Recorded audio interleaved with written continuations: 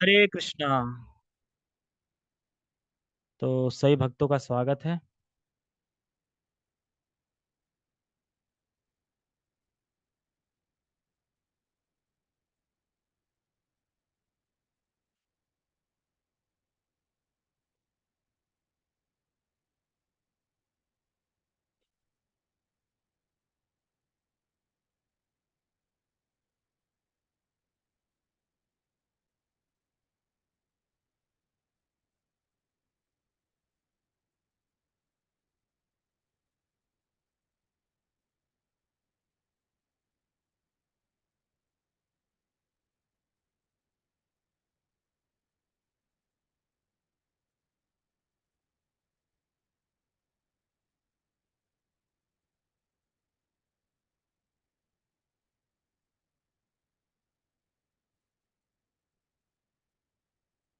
ठीक है, तो हम शुरू करते हैं।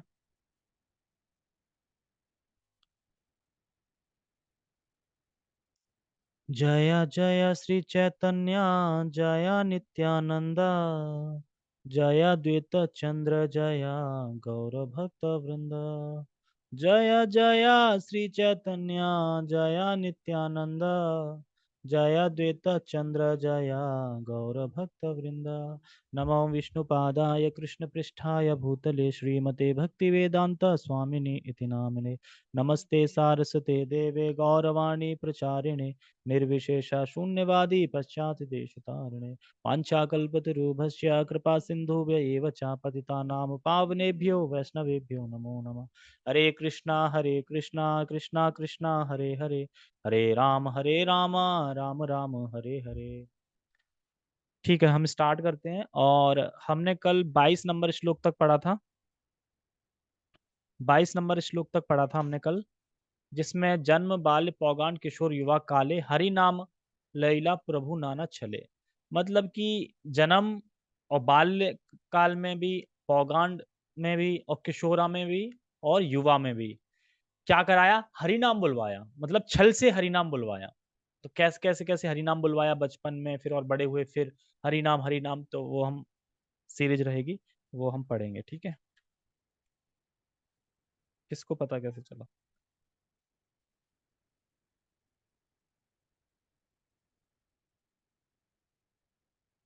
क्योंकि उस टाइम पे लोग धार्मिक थे और हरी हरी ये सब बोलते थे। क्योंकि हमने कल ही सुना था ना कि चैतन्य महाप्रभु के जन्म से पहले ही अवतरित हो गया था हरि नाम वहां पे। तो जब जन्म हुआ था उनका, तो गौर पूर्णिमा के टाइम पे जो चंद्रग्रहण लगा था, सब लोग हरी हरी हरी हरी हरी हरी, सब जगह हरी हरी चल रहा था। और जब वो रो रहे थे तो अकस्मात हरी निकल गया, मतलब किसी मुंह से वो चुप हो गए, तो समझ गए हरी से चुप होंगे। क्योंकि उस टाइम पे मुंह से क्या निकलता था? हरि राम कृष्ण, भगवान के नाम ही निकलते थे। जैसे कि अभी हम हैं, अगर हम अकेले में कुछ गुनगुनाएंगे तो क्या गुनगुनाएंगे? बॉलीवुड सॉन्ग, हरे कृष्णा ही गुनगुनाएंगे ना। तो उसी प्रकार से उस टाइम पे भी सब धार्मिक थे और भक्त थे, मतलब क्योंकि नवदीप धाम में जब भगवान आए तो उनके आसपास जो भी होंगे वो भी पुण्यवान लोग ही होंगे ना, उस टाइम पे उनके दर्शन कर रहे हैं वहां पे। तो हम श्लोक क्रमांक 23 से पढ़ेंगे, ठीक है? इसका अनुवाद पढ़ दूं। श्री चैतन्य महाप्रभु ने अपने जन्म के समय, एक, बाल्य, जन्म के समय यानी बाल्य में, पौगंड में और किशोर तथा युवावस्था में भिन्न भिन्न बहानों से लोगों को हरिनाम यानी हरे कृष्ण महामंत्र का कीर्तन करने के लिए प्रेरित किया। समझ गए? किसी न किसी बहाने से कीर्तन करवाया लोगों से।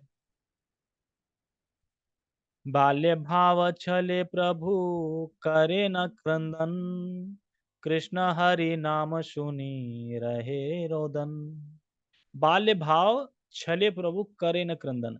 जब वह छोटे थे, बिल्कुल बाल्य भाव में, तो क्या कर रहे थे? रो रहे थे।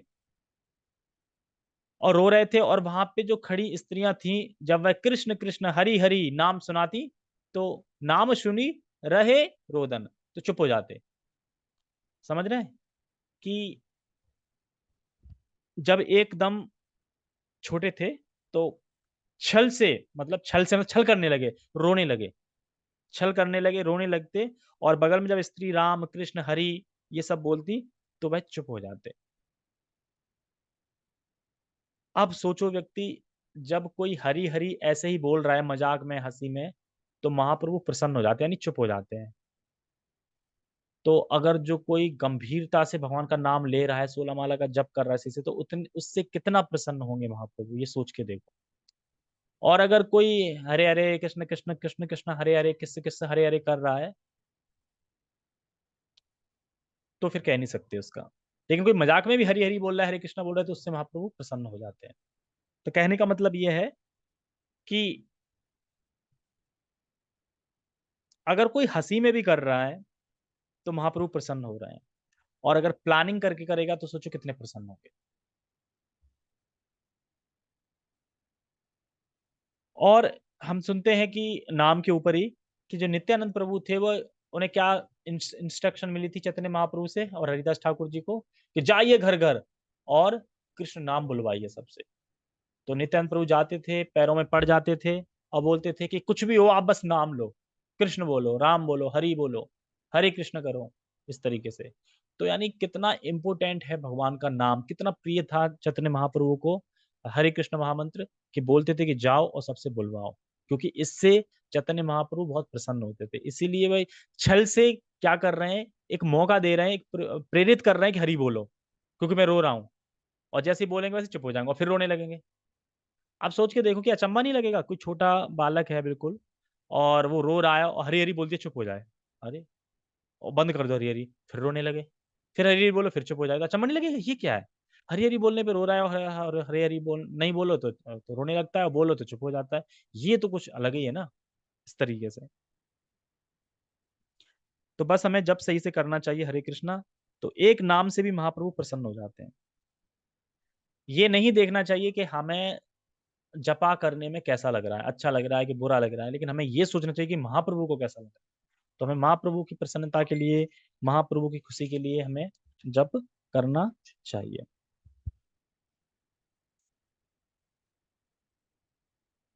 अपने बाल्यकाल में जब महाप्रभु रो रहे होते थे, तब कृष्ण तथा हरि के पवित्र नामों को सुनकर वे तुरंत रोना बंद कर देते थे। अतएव हरि हरि बले नारी गण, देखिते आई से ये बा सर्व बंधु जन।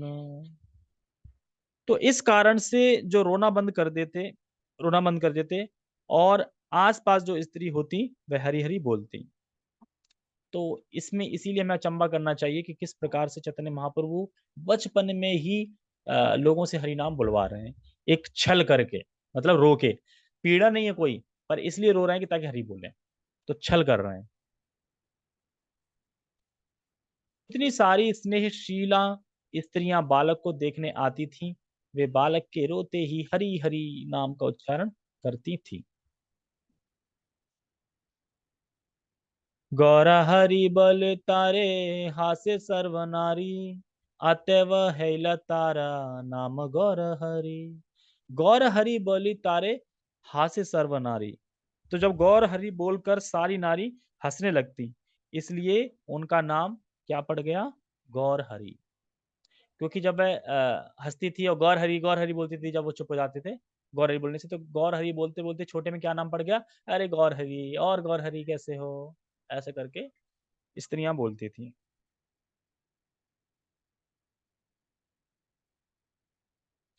और जब चैतन्य महाप्रभु यानी निमाई जब बिल्कुल छोटे होंगे और स्त्रियां खड़ी होंगी और लुल्लू करते नहीं जैसे, और गौर हरि ऐसे करके, तो कैसे क्यूट लग रहे होंगे एकदम, है ना, छोटे बचपन में।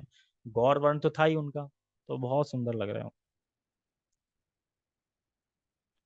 अनुवाद। जब स्त्रियां यह कौतुक देखती थी, तो वे आनंदित होकर हंसने लगती थी और वे महाप्रभु को गौर हरि कहकर पुकारने लगी, फिर से उनका अन्य नाम गौर हरि पड़ गया।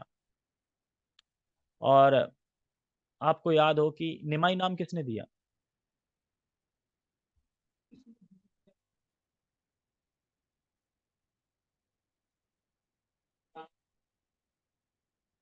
वो तो नीलांबर चक्रवर्ती थे। नाना नाना नाना तो नीलांबर चक्र उनने दिया था।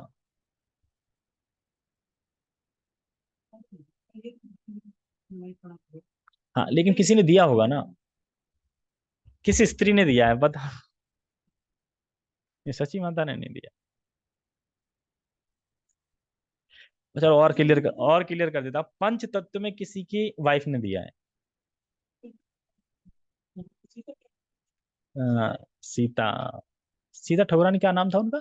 सीता देवी, ऐसी कुछ है ना, अद्वैत आचार्य की पत्नी ने निमाई नाम दिया था। अब सोचो। हाँ उन्होंने दिया होगी दूसरा नाम। तो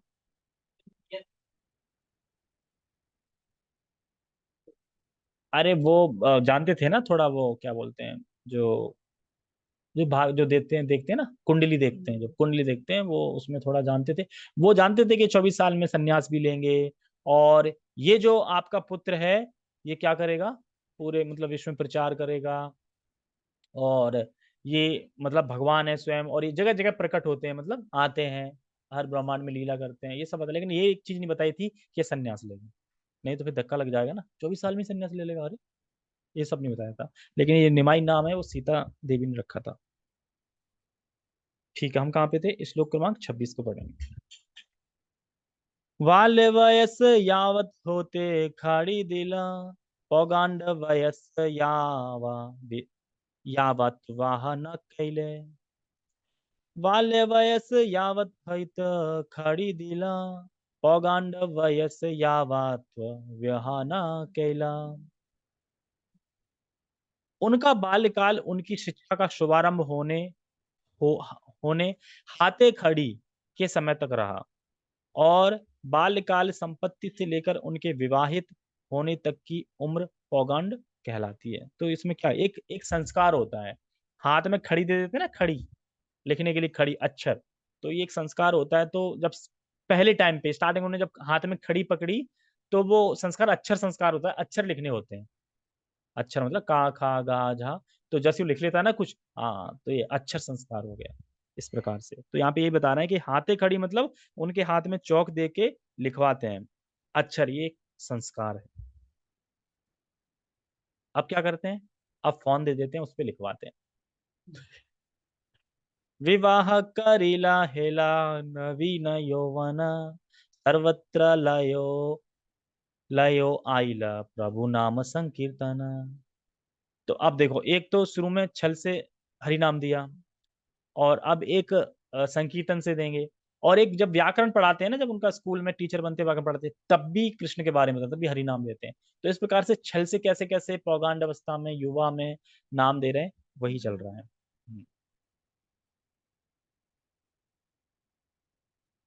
उनके विवाह के बाद उनका यौवन प्रारंभ हुआ, और अपनी युवावस्था में उन्होंने हर एक को सर्वत्र हरे कृष्ण महामंत्र कीर्तन करने के लिए प्रेरित किया। तो आप जानते हैं कि बहुत, और कीर्तन कैसे होता था, बहुत विशाल स्तर पे कीर्तन होता था। जैसे कि हम जानते हैं मायापुर जब गए थे, तो आम्र घाट, आम घाट बोलते हैं उसको। आम घाट में क्या होता था कि चैतन्य महाप्रभु अपनी पूरी टीम को लेके कीर्तन करते थे वहां पे। और कीर्तन कैसा होता था, छोटा मोटा कीर्तन नहीं होता था, लगभग 8-9 घंटे चलता था। मतलब एक बार कीर्तन स्टार्ट हो गया तो वह 8-9 घंटे चलेगा नॉन स्टॉप। अभी क्या होता है, जैसे आधे घंटे बाद खूब बढ़ जाता है, तो फिर हाँ चलो अब बंद करो, थक गए ना, ऐसे। लेकिन वहां पे 8 घंटे लगातार चलता रहता था। और जब 8 घंटे लगातार कीर्तन चला, तो कीर्तन चलने के बाद जब मतलब कीर्तन चलने के बाद जब 8 घंटे पूरे हो गए, मतलब कीर्तन समाप्त हुआ, उसके बाद सब भक्तों को भूख लगने लगी। चैतन्य महाप्रभु से कहते भूख लग रही, क्या करें? तो वे क्या करते हैं, काम का बीज लेते हैं और तुरंत उसको जमीन पे बो देते हैं, और देखते देखते कुछ ही क्षणों में वह एक विशाल पेड़ बन जाता है। और पेड़ बन जाता है, और उसके अंदर फिर क्या है, 200 आम निकल आते हैं। 200 आम, 200 भक्त होंगे शायद, इसलिए 200 आम। 200 आम निकलते हैं, तो एक आम ये बड़ा बड़ा, एक ही खा ले वही बहुत है। और ऐसा आम, ना तो कोई गुठली थी उसमें, ना कोई छिलका था, ना बकला था, ना कुछ था, सीधा लो, पूरा खाओ, जूस की तरह। और हर दिन आते थे आम्र घाट में, हर दिन कीर्तन करते थे, और हर दम आम की पार्टी होती थी। और फिर कुछ सालों के बाद वह आम अप्रकट हो गया, क्योंकि ऐसा आम तो प्रकट होना ही पड़ेगा, नहीं तो लोग वहीं खड़े रहेंगे कब आम आए, तो है ना। तो इसलिए अब चैतन्य महाप्रभु थे तब तक, फिर उसके बाद वह आम अप्रकट हो गया।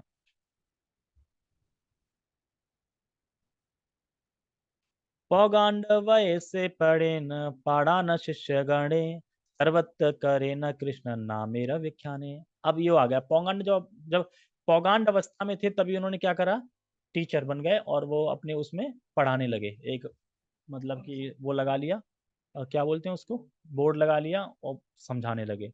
और उस शिष्य गणे को क्या बताने लगे, बता रहे थे व्याकरण, लेकिन कौन सी व्याख्या कर रहे थे, कृष्ण की। मतलब सब कुछ का निचोड़ कृष्ण। कृष्ण मतलब व्याकरण कर रहे हो, कृष्ण बता रहे हो, समझ में नहीं आ रहा कि बता क्या रहे हैं। कृष्ण कृष्ण ही व्याख्या कर रहे थे, कृष्ण कृष्ण की। इसीलिए इसमें बता रहे हैं कि तो इस प्रकार से पौगंड अवस्था में यानी हाथ खाड़ से मतलब हाथ खड़ी से लेके शादी तक किस प्रकार से हरिनाम कराया, वह बता रहे हैं। पहले कैसे कराया, रोते हुए। फिर कैसे कराया, फिर कराया कि संकीर्तन। और अब कैसे करा रहे हैं, शिष्यों को करा रहे हैं ऐसे करके। तो 3 प्रकार से हो गया ना, अभी एक और आएगा। तो पौगंड अवस्था में करते थे। पौगंड अवस्था में वे गंभीर विद्यार्थी बन गए और शिष्यों को पढ़ाते भी थे। इस तरह वे सर्वत्र कृष्ण नाम की व्याख्या करते थे। तो पौगंड अवस्था में ही उन्होंने केशव कश्मीरी को हराया था। कौन सी अवस्था में थे, पौगंड अवस्था में। हुआ क्या था कि जो केशव कश्मीरी थे उस पर सरस्वती माता की कृपा थी कि विख्यात था, सभी जगह सबको हरा के आया था। कहा कोई बचा है, पता चला नवदीप में है, जाओ। तो नवदीप में आया और चैलेंज करता है पंडितों को, मुझसे कोई शास्त्र करके दिखाए, मुझे हरा के दिखाए, चैलेंज। और नहीं हरा पाया तो मेरे अनुगत हो जाए फिर। तो अब केशव जो कश्मीर पंडित जो था, उसका नाम इतना व्याख्यात था कि नवदीप की जो पंडित सुनते थे कि आप कर सकते हो डिबेट उससे, नहीं नहीं भाई हम नहीं कर सकते, उससे मरना है क्या, हारना है क्या हमें। सब लोग मतलब मुंह फेर रहे थे। तो सबने सोचा कि क्या करें क्या करें, बैठक बिठाई और सबने बोला ऐसा करते हैं, अपने अपना जो छोटा पंडित है ना, छोटा पंडित कौन है, चैतन्य महाप्रभु फोकाट, उससे करा देते हैं। बेनिफिट क्या है, बेनिफिट ये है कि अगर मान लो हार गए, हारना तो है ही, खैर हार गए तो कह देंगे अरे मैं तो वो छोटे बच्चे को हरा दिया, बच्चे को हरा दिया कोई नहीं। और अगर जीत गए तो, बाई चांस जीत गए तो कहेंगे जब बच्चे नहीं हरा दिया तो हमारा तो कहना ही क्या। तो लाज बच जाएगी। ठीक है, तो डिबेट डिबेट सेट होता है और केशव कश्मीरी आ जाता है और चारों तरफ से लग जाता है। और जैसे ही केशव कश्मीरी देखता है छोटा बालक, तुम करोगे। तो तो चैतन्य महाप्रभु तो मतलब छोटे थे तो वो तो ये कहते थे कि मैं तो देखो कुछ नहीं जानता, मुझे कुछ नहीं आता मुझे। और उन्होंने अपना गंगा के ऊपर कर दिए, 100 श्लोकों की व्याख्या कर दी एकदम से। और बोला था कि बताओ इसमें कुछ। तो चैतन्य महाप्रभु देखो मुझे तो कुछ नहीं आता, लेकिन जो भी उन्होंने बोला उसको पूरा कंठस्थ कर लिया, तो दोहरा दिया सारा, मतलब बता दिया सारा। तो केशव कश्मीर सोच रहा है ऐसे कैसे हो सकता है। कंठस्थ तो बस एक ही इंसान ने किया था, सूत गोस्वामी ने, जो सुखदेव गोस्वामी के शिष्य में थे। और जब भागवतम हो रहा था वहां पे सुन रहे थे और कंठस्थ कर लिया। फिर नैमिषारण में कितने हजार साधुओं को सुनाया, सौनक आदि ऋषियों को सुनाया। तो कंठस्थ करना मतलब कंठस्थ तो कोई ऐसा वैसा व्यक्ति कर नहीं सकता। और उसके बाद उनकी रचनाओं में गलतियां निकाल दी, कमियां। अब जैसी कमियां निकाल दी तो ऐसा हो ही नहीं सकता, केशव कश्मीरी बिल्कुल भौचक्का रह गया। उसके बाद चैतन्य महाप्रभु के पीछे मतलब छोटे छोटे बालक थे, हंसने लगे ऐसे करके देख के, की करने लगे, हार रहा है। तो चैतन्य महाप्रभु क्या है जो मतलब निमाई चुप करा देते हैं सबको, चुप। आज केशव कश्मीरी लगता है कि थक चुके हैं, बहुत दूर से पैदल चल के आए, उन्हें आराम करने दो, कल हम फिर करेंगे डिबेट। चले जाते हैं केशव कश्मीरी और फिर प्रार्थना करते हैं किससे, सरस्वती माता से, कि आपने हमेशा मेरा साथ दिया है, लेकिन आज जब मेरे ही रचनाओं में जब गलतियां निकाल दी तो मुझे आपने ज्ञान नहीं दिया, कोई मैं कुछ बोल ही नहीं पाया, मतलब आपने कोई ज्ञान नहीं दिया मुझे, ऐसा क्यों माते। तो माता आती हैं, प्रकट होती हैं, बताती हैं कि भाई ये जिनसे तुम डिबेट कर रहे थे ना, छोटा जो निमाई है वो स्वयं भगवान है। जैसे सुनते हैं स्वयं भगवान है तो फिर आगे अगले दिन सरेंडर कर देते हैं और फिर मतलब गुरु बना लेते हैं, शिष्य बन जाते हैं एक तरीके से, इस प्रकार से। तो इसी तरीके से बता रहे हैं कि पौगंड अवस्था में ही उन्होंने केशव कश्मीरी को हराया था। तो बहुत सारी लीलाएं करी हैं चैतन्य महाप्रभु ने, कम नहीं है। सूत्रवृत्ति पांजी टीका कृष्णे ते तात्पर्य, शिष्य प्रतीत या प्रभावाश्चर्य।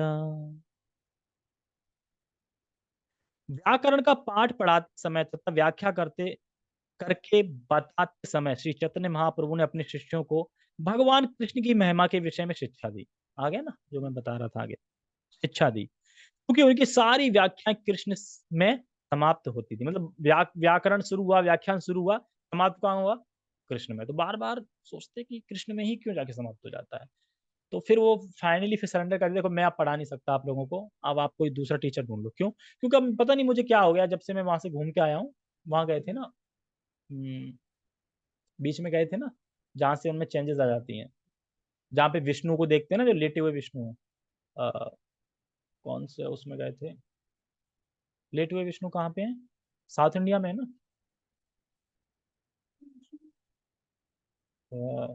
नाम शहर का नाम याद नहीं आ रहा। गया, गया तो बाद में गए थे, पहले नहीं गए थे शायद, अभी नाम से याद नहीं, वहां से आते हैं तो कुछ, उसके बाद जब अपने शिष्यों को पढ़ाते हैं तो बार बार क्या है, मुंह से कृष्ण के बारे में ही निकलता था, कृष्ण कृष्ण, तो कह रहे अब मैं पढ़ा नहीं सकता। फिर शिष्य सब बोलते हैं, मतलब जब बस सारे बच्चे बोलते हैं कि गुरुजी आप एक काम करिए, आप जो बताना चाहते हैं वही बताइए, ठीक है, क्योंकि क्लास आगे नहीं बढ़ रही थी। हाँ ठीक है, आज हम व्याकरण में ये सीखेंगे, और जैसे स्टार्ट हुआ, कृष्ण की बातें स्टार्ट हुई और पता ही नहीं चला कब समय निकल गया और कृष्ण भी खत्म हो गया, तो कह रहे जो समझ में आया, कि समझ में तो कुछ आया ही नहीं, आपने स्टार्ट तो किया था, उसके बाद तो कृष्ण ही आ गए बीच में, फिर कुछ हुआ ही नहीं, कह रहा अब मैं आपको पढ़ा ही नहीं सकता। लेकिन फिर शिष्य थे, वो कहते हैं नहीं, अब आप जो बताना चाहते हैं वही बताइए, तो फिर उसने वो उन्हीं की लीला बताते। हम्म। हाँ हाँ, मतलब पाठशाला थी, फिर उन्हें बंद कर देते हैं ना, क्योंकि वो पढ़ा नहीं पाते हैं फिर। ठीक है, कहाँ पे थे हम? हम्म। व्याख्याएं समाप्त होती थी, अतएव शिष्यगण उन्हें आसानी से समझ सकते थे। ये स्टार्टिंग की बात है, बात की बात कर रहे हैं, इस तरह उनका प्रभाव आश्चर्यजनक था।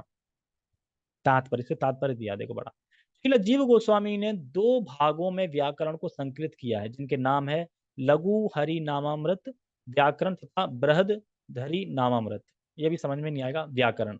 यदि कोई इन दोनों व्याकरण ग्रंथों को पढ़ लेता है तो वह संस्कृत भाषा के व्याकरण नियमों को जानने के साथ साथ यह भी सीख लेता है कि कृष्ण का महान भक्त कैसे बना जाए। तो वही है, राम राम राम रामई, ऐसे नहीं बोलते संस्कृत व्याकरण में जो आता है, रामे, कृष्ण कृष्ण कृष्ण, ऐसे करके आता है ना, माँ लग जाता है किसमें, हाँ लग जाता है, तो वही वो उस टाइप का व्याकरण है ये, भक्त कैसे बना जाए।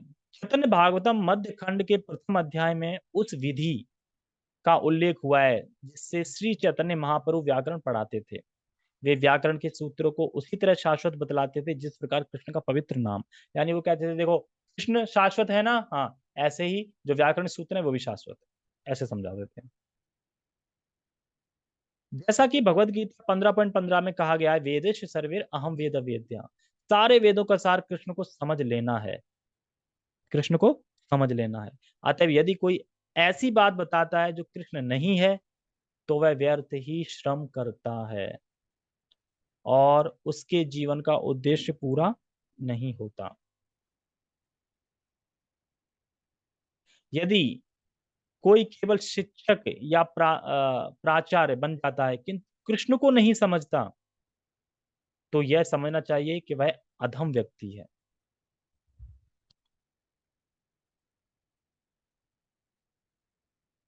क्या बोल रहे हैं, बहुत लाइट बोल रहे हैं। सबसे पहले तो हम ये समझते हैं कि ये सब बातें क्यों आ रही हैं। जब चैतन्य महाप्रभु जन्म हुआ, बचपन में थे, पौगांड में थे और युवा में, तो भगवान ने किसी न किसी रूप में दूसरों को हरे कृष्ण महामंत्र कराया, ठीक है, इसलिए सब ये चीजें आ रही हैं। जैसे बाल्यकाल में रोने से कराया कि मैं रोता हूँ, फिर हरि बोलेंगे फिर मैं चुप हो जाऊंगा, ऐसे छल से कराया। फिर पौगांड में उन्होंने पाठशाला मतलब पढ़ाते समय कराया, और युवा में महासंकीर्तन द्वारा कराया, और ये शिक्षा भी दे रहे हैं, जैसे व्याकरण की जो शिक्षा दे रहे हैं वो भी कृष्ण के उस पे ही दे रहे हैं। और आगे युवा, पौगंड हो गया, बाल्यकाल हो गया, और कौन सा बच गया, हाँ ये तीन ही थे, इस तरीके से। और बता रहे हैं इसमें कि यहाँ व्याकरण बता रहे हैं भगवान, जैसे राम रामी रामी बताया मैंने, तो वही सब चीजें समझा रहे हैं।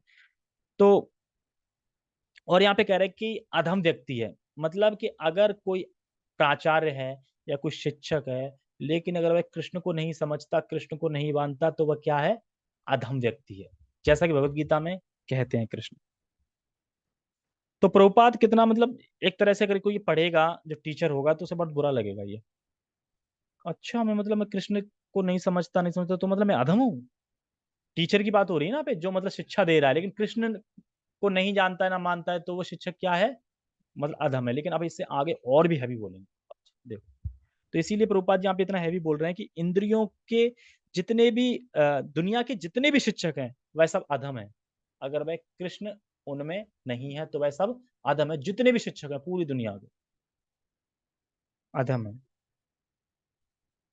और और टॉप की बात यह है कि जितने भी अधम व्यक्ति हैं जो वही टॉप पे हैं, और उन्हीं से पूरी दुनिया क्या कर रही है, शिक्षा ले रही है। इसीलिए गहनतम अंधकार में जा रही है, क्योंकि अधिकतर लोग तो यही है ना, ठीक है तो हम उस पर तत्व की चर्चा करेंगे, वह पर तत्व वह परम तत्व, पर कृष्ण नहीं निकलेगा मुंह से। लेकिन शिला प्रभुपाद जी की कृष्णा बुक में और शिला प्रभुपाद जी की गीता में कृष्ण कृष्ण कृष्ण कृष्ण कृष्ण भरा पड़ा है।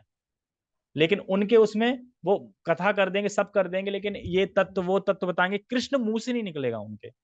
इसलिए यहाँ पे बड़ा हैवी बोलना है। तो जो भगवान के शरण नहीं, जिसने भगवान की शरण, जो भगवान की शरणागत नहीं है, उसमें ये सारे दुर्गुण हैं। और ये भगवान बोल रहे हैं, हम नहीं बोल रहे हैं। तो इस कारण, तो इसी बता रहे हैं, इस कारण से जो एक सेकंड आगे बढ़ते हैं ना, हम पीछे आ गए। इस कारण से होता है, आगे बढ़ते हैं। देखो, जैसे भगवदगीता में कहा गया है, नराधमा माया हपत ज्ञाना, यदि कोई मनुष्य समस्त प्रमाणिक, अब देखो और आगे कह रहे हैं, यदि कोई मनुष्य समस्त प्रमाणिक शास्त्रों का सार जाने बिना शिक्षक बन जाता है तो उसका अध्यापन गधे के रेंकने की तरह कोलाहलकारी होता है। गधे की रेंकने की तरह, मतलब वो अब कृष्ण के बारे में कुछ बोल नहीं रहा है, लेकिन अब बोल रहा है, तो वो क्या बोल नहीं रहा, वो रेंक रहा है गधे की तरह। ये बोल रहा है प्रभुपाद जी लास्ट में। तो इसीलिए प्रभुपाद जी यहाँ पे मतलब कि बिल्कुल धो दिया, मतलब कि इसीलिए अच्छा है कि प्रभुपाद जी की ग्रंथ पढ़ते नहीं लोग। पढ़ेंगे, अगर ये पढ़ लिया ना, मान लो कि है भी पढ़ लिया ये क्या बोल रहा है, हमें लग रहा है छोटा सा, लेकिन सोचो जितने भी मतलब चर्चा कर रहे हैं या फिर लेक्चर दे रहे हैं ना, लेकिन अगर उसमें कृष्ण का शरणागत नहीं है तो वह सब क्या कर रहे हैं, अध्यापन कर रहे हैं, जो क्या कर रहे हैं, गधे के रेंकने की तरह कोलाहलकारी होता है। बस मतलब आवाज होगी, कोलाहल होगा, लेकिन है गधे की तरह रैंक, बैंचू बैंचू कर रहे हैं तरीके से, इस तरीके से। तो इसीलिए यहाँ पे बता रहे हैं, सोचो कलयुग कितना डेंजर है। गधे की रेंकने के लिए हजारों रुपए दिए जा रहे हैं कि आप 1000 रुपए लो और गधे की तरह हमें मतलब कि रेंकने की कला सिखाओ। यही तो हो रहा है ना, ठीक है। हाँ तो सभी दे रहे हैं ना, तो गधे की तरह रैंकने की दे रहे हैं, कृष्ण नहीं है ना उनमें। तो कृष्ण को नाम, या तो प्रेयर हो कृष्ण की, थोड़ा कृष्ण के नाम बोला जाए। इसीलिए तो जो गुरुकुल की पढ़ाई होती है, और हम जैसा भी घूम के आए थे वहां पे क्या है, मॉर्निंग प्रोग्राम, इवनिंग प्रोग्राम, ये सब प्रभुपाद जी के द्वारा सारा कुछ है। तो उसमें स्पिरिचुअल नॉलेज भी है, मटेरियल नॉलेज भी है, दोनों नॉलेज है उसमें। और जो मायापुर का जो गुरुकुल है उसमें सिर्फ स्पिरिचुअल नॉलेज है। लेकिन हम जो अभी वृंदावन गए थे ना, वो कॉलेज ऐसा है ना, उसमें दोनों चीज है मतलब। हाँ, लेकिन उसमें कर नहीं सकते। ठीक है, तो यारे देखे तारे का है कृष्ण नाम, तो इसको हम पढ़ेंगे कल, ठीक है। जगत गुरु शिल प्रभुपाद की जय, चैतन्य महाप्रभु की जय। हरे कृष्णा। श्लोक क्रमांक 30 है।